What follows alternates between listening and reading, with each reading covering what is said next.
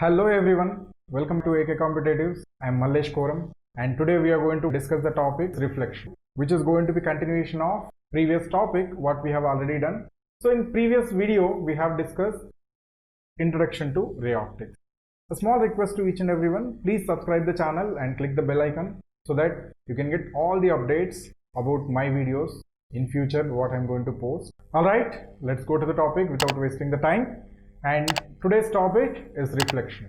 Then what is a reflection? Reflection is a phenomenon which is going to explain that bouncing back nature. So that may be of an object, that may be of light. But in light, how we are going to discuss it? This is our today's topic. So for light to be reflected, we need separation of two media. Why you require? In first part, we have already studied light moves in a straight line, which is going to be called as rectilinear propagation of light.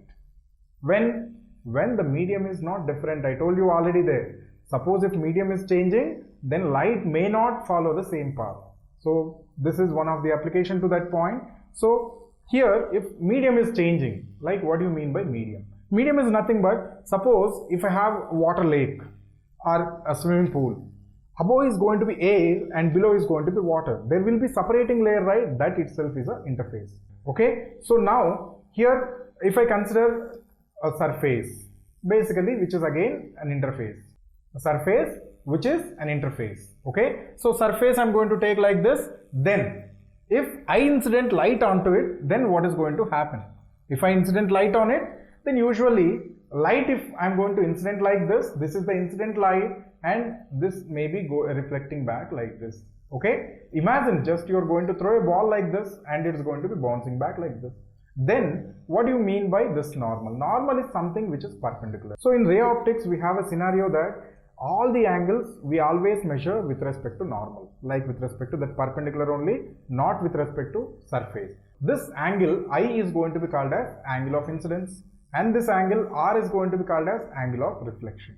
Okay, I is angle of incidence, R is angle of reflection. Okay, now here above is one medium, below is going to be another medium. Like above air I can consider, below water I can consider, or air I can consider, glass I can consider. Then how we are going to define what you can call it as reflection? The definition will give here, when light strikes the boundary of two media, then part of the light bounces back into the same medium. Why this word partial, like part of the light?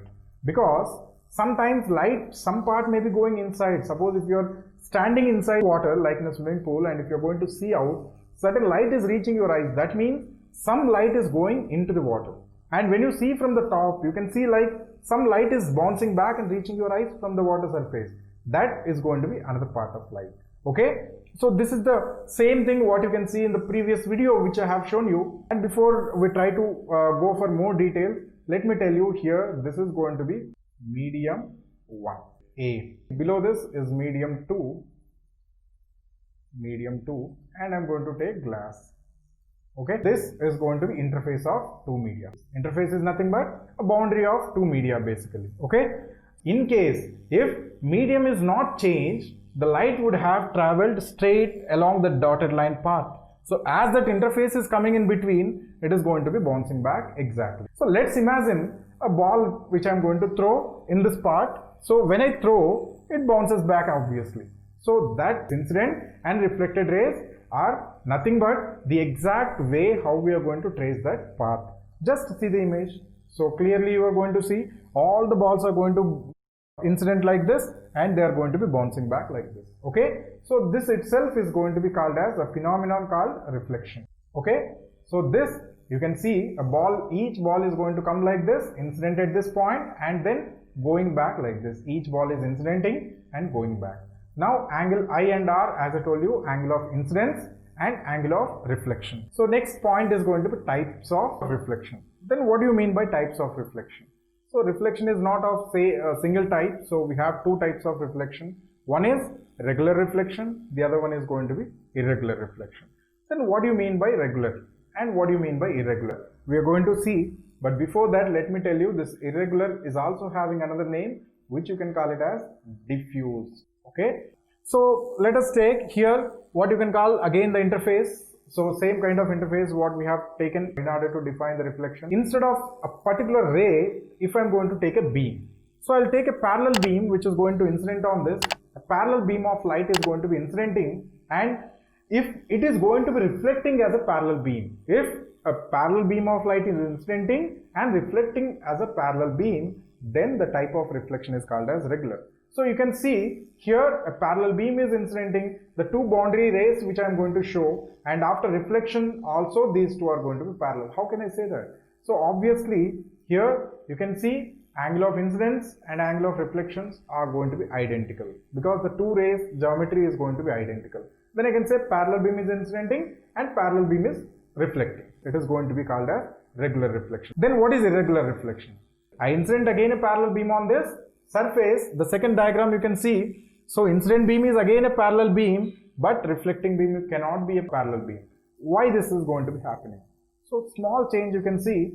Here the surface is going to be very flat. In the first diagram, surface is very flat. So that all the normals, wherever you are going to take, normals are going to be parallel to each other, so that angle of incidence and angle of reflections are identical.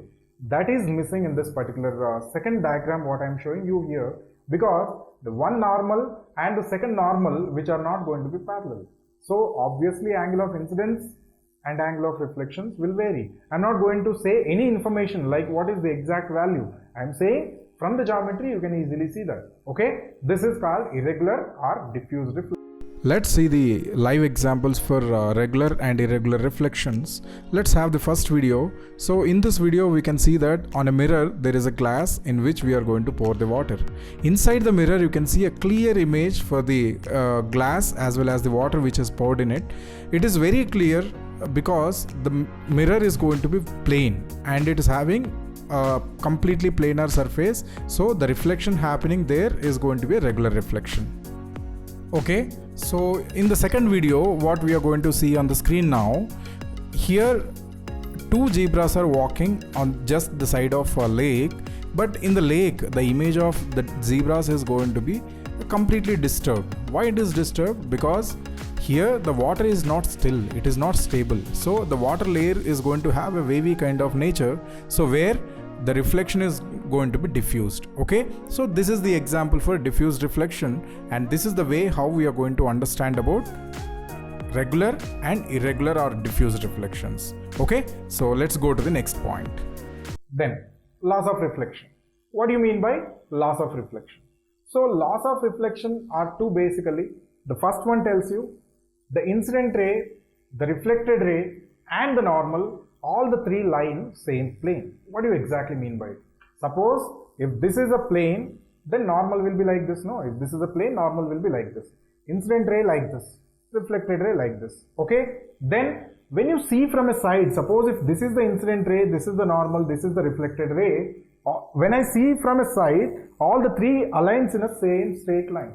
That is a plane. Like I can consider a plane where all the three I can consider as coplanar. Okay, let us take the incident ray is going to be I bar. I can consider normal as n bar, and I can consider reflected ray as r bar. The vector notation. Then the vector relation is going to be as I give here. Okay, so r bar dot I bar cross n bar is equal to n bar dot I bar dot cross r bar is equal to I bar dot n bar cross r bar is equal to 0. Why? Because when you take cross product of two vectors will give you a perpendicular vector to the plane, and when you take the dot product with any one which is coplanar, it will be 0. That is the idea. The vector notation also you can use for finding solutions to many problems which are related to this particular phenomenon. Now the second law of reflection. This simply tells you that angle of incidence and angle of reflection are going to be equal. Are you able to understand? Angle of incidence what we have seen and angle of reflection what we have seen in the previous diagrams are going to be simply equal.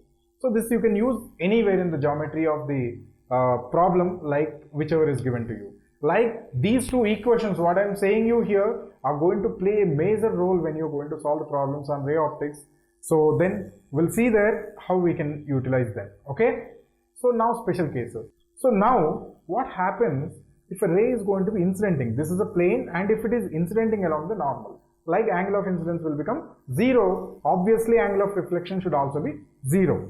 that is called normal incidence. Okay, here you can see that when light is going to be incident normally, it reflects back in the same path, which is going to be very clear. And one more important point, these laws can be applicable for flat surfaces, curved surfaces, everything. Even in diffuse reflection, laws of reflection are valid. But what is missing over there?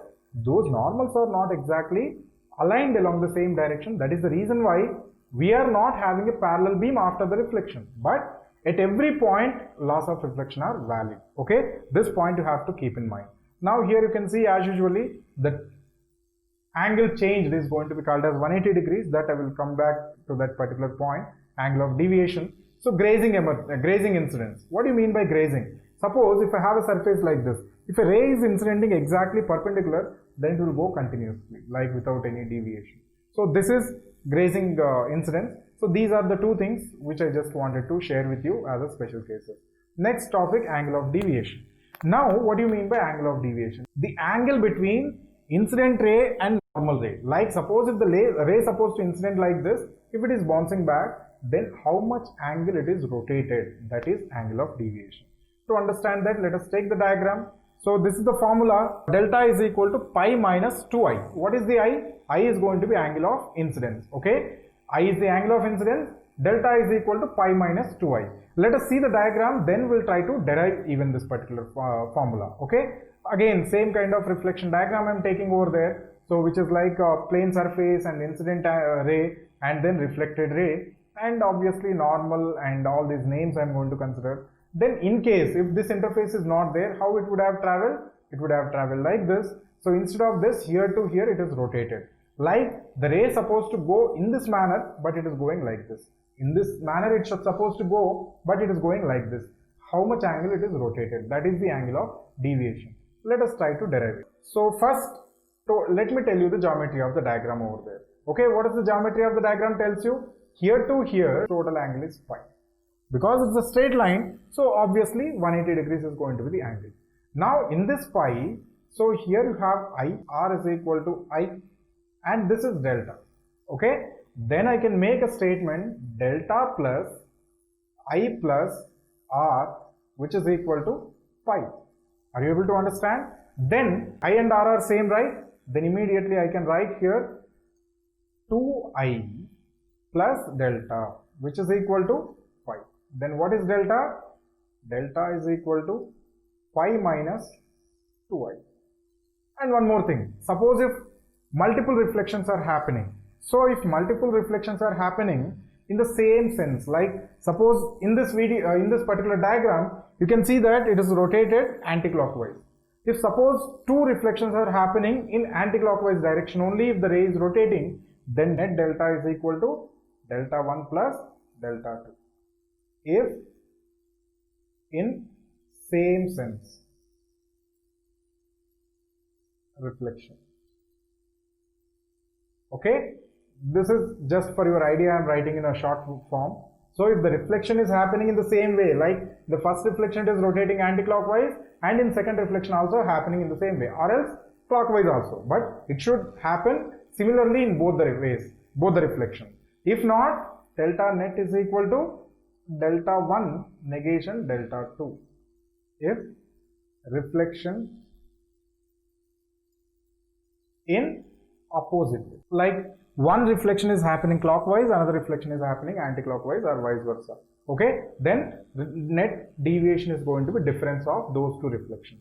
How it is going to vary? So it's going to be very much simple. Here you can compare with y is equal to mx plus c.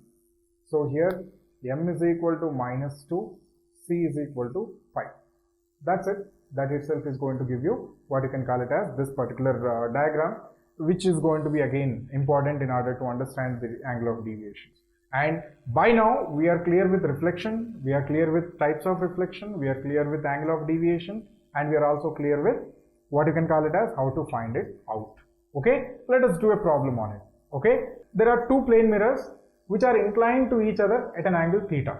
What is that angle given? 60 degrees. There are two plane mirrors like this. I'm going to put two plane mirrors.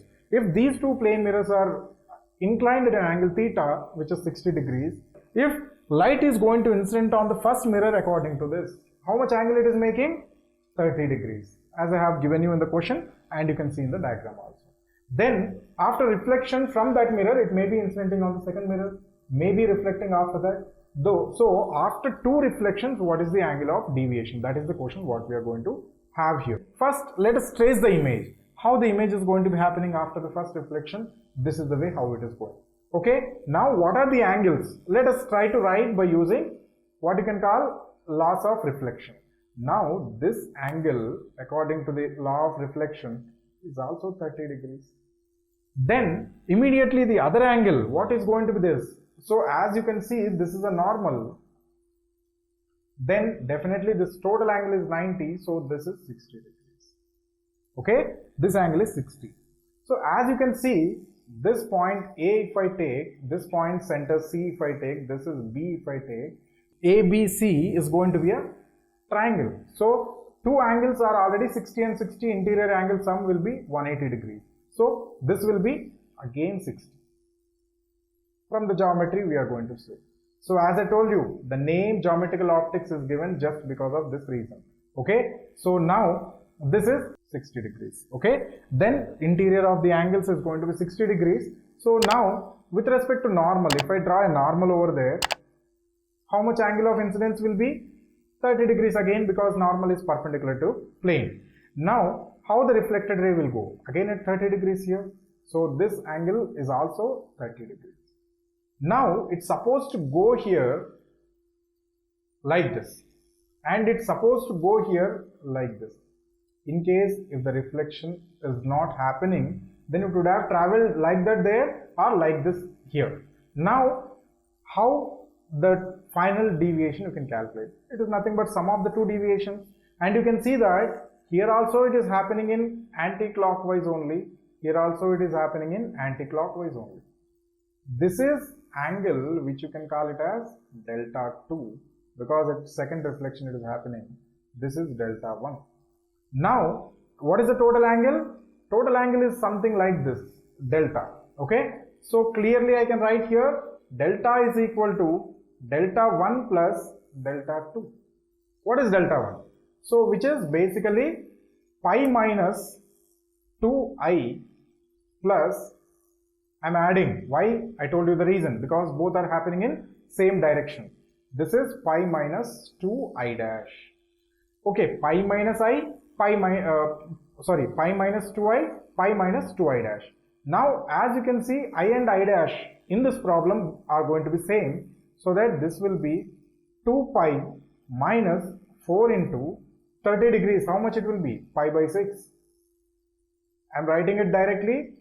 If you want, you can write it each individual and you can calculate. That's up to you. I'm leaving on you. Okay. Now here, this is 2, this is 3.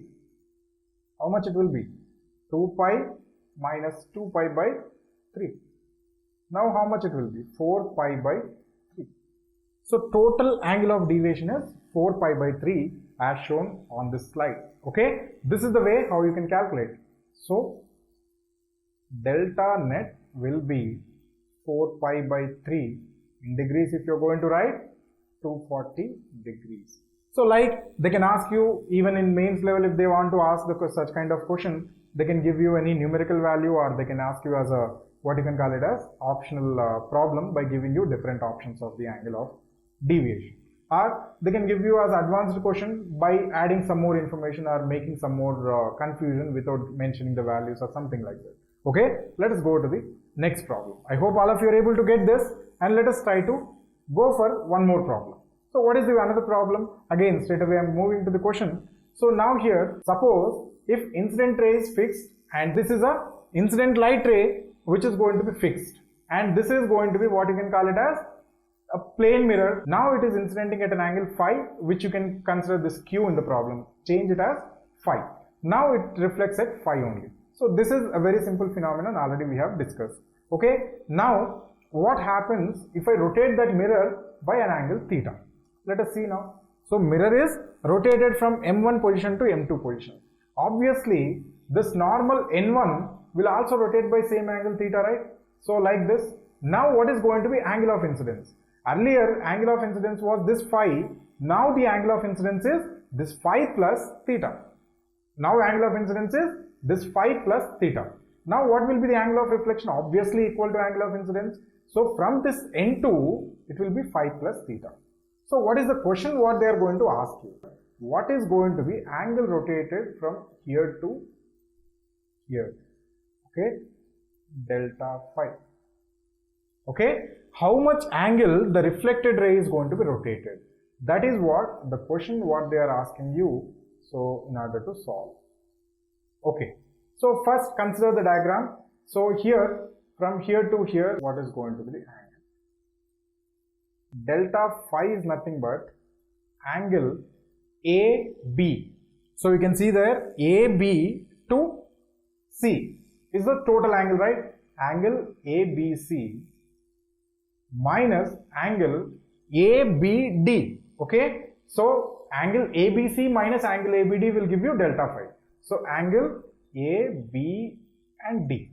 Okay, angle ABC minus angle ABD. Now angle ABC you can see here. So basically ABC is nothing but here to here is going to be from A incident ray to N2 you can take, and N2 to that reflected ray 2 you can consider. Okay, R2. So basically 2 times of phi plus theta. From the diagram again, the geometry of the diagram you have to understand. See the diagram carefully. Okay, so from incident ray to N2 is going to be phi plus theta. Then from N2 to that reflected ray to phi plus theta. Total 2 times of phi plus theta. Now comes back to this ABD. Okay, minus 2 times of phi. Why? Because incident ray to normal 1 is phi, normal 1 to incident ray 1 is going to be phi, total 2 phi. What is the difference? 2 theta. So it is a very simple point. Let me make a statement here. If mirror is rotated by theta, then reflected ray rotates by 2 theta. So incident ray kept fixed. Okay, incident ray kept fixed. If the mirror is rotated by an angle theta, then the reflected ray is going to be rotated by an angle 2 theta. Here angular velocity questions also they will ask you on this. Relation between angles is going to be theta and 2 theta, then obviously angular velocities are also same way. If the mirror is rotating by an angular velocity omega, then the reflected ray is going to rotate with angular velocity of 2 omega. So that's it. That is the idea of this problem. So these are the two models what we have covered on this particular topic. Now next topic what we are going to discuss is field of view. What do you exactly mean by field of view? If some object is kept in front of a mirror, are you able to see that object in the mirror from anywhere? Obviously no. So we have to stand in a certain position in order to see that object. That position, the space in which you have to stand itself is going to be a field of view. So now here I am going to consider two diagrams in order to explain this field of view. So first source is kept over here, and then immediately you have a plane mirror here. So now it will come and incident and then reflects. After reflection, your eye should be placed in this region only in order to see where the source is going to be visible. Obviously it appears like here. So now how can you trace out that angle or something? So you can just extend back.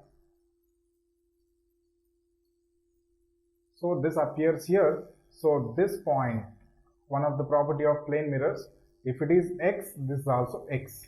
That is a clear idea how you're going to see. And image of this particular sources you will going to see there, but your eye should be focused only in this region in order to see this. If not, you'll not be able to see that. Okay, this is the idea. Let us see for another case.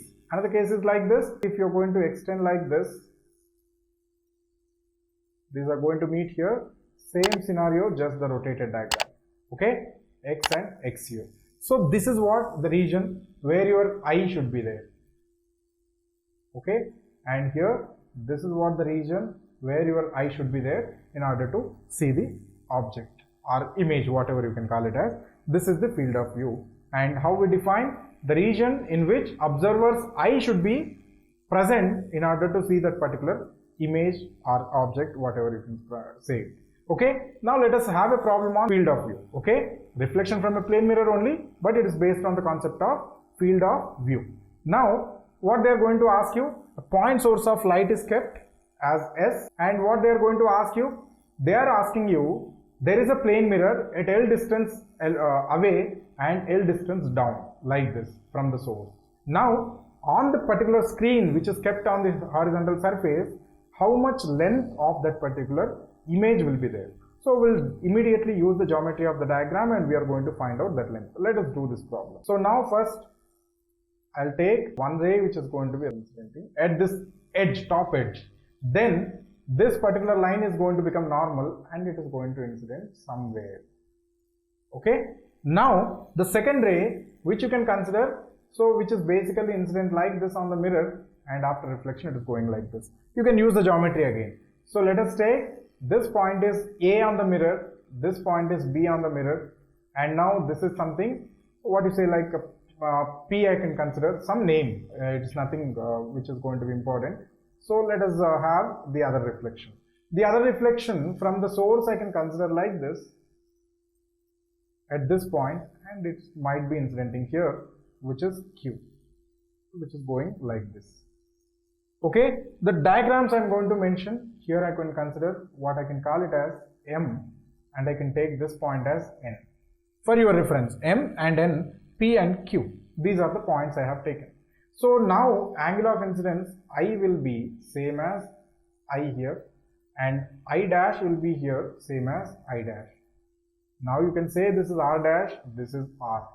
Like that you can say if you want to give the name, but as I know laws of reflection, angle of incidence is same as angle of reflection, directly I am considering.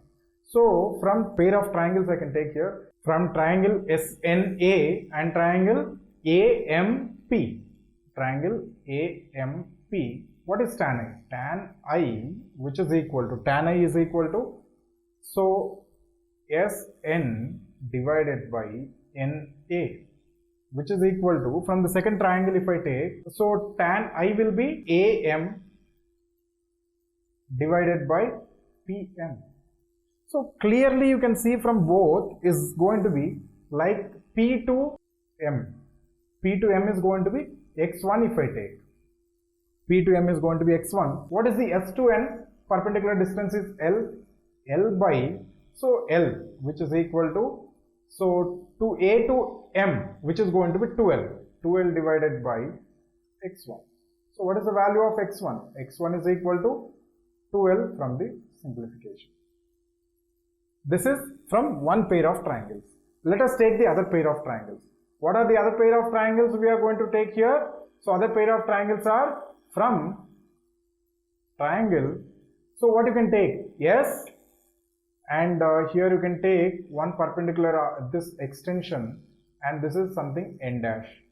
From triangle S, N dash B, and triangle, so other one B, M, Q, and this base length I can consider it as X2, because the length of image is going to be extended from here to here. So this is something L I can consider. The image is going to be between P and Q, which I am going to take L. Okay, from these two, tan I dash, which I can take, so tan I dash, if I consider S2 N dash divided by, what is going to be N dash to B? Okay, N dash to B, which is again from the other triangle if you take, so this is I dash, so this is also I dash, right? This is I actually here. So now I dash is going to be, so now here B to M divided by Q to M. So simplify from this. Now S to N dash is how much? 2L. 2L divided by, what is the N dash B? N dash to B is going to be, so exactly L, which is going to be equal to, so other side B to M will be L divided by Q to M is X2. Now here this L and this L, if I cancel, X2 will be L by 2. X2 is L by 2. Then what is your image length? So image length will be, from these two diagrams I can consider, therefore L is equal to X1 minus X2. Then how much is X1? 2L. How much is x2? L by 2. Okay, then this will be so 3L by 2. Okay, so on the screen the length of the image is going to be, or the space length for which light is going to be incident on the screen is going to be this 3L by 2. I hope all of you are able to understand this lecture, and if you like, then like the video and share the video. Please don't forget to subscribe the channel. Thank you all, and we'll meet again in the next session.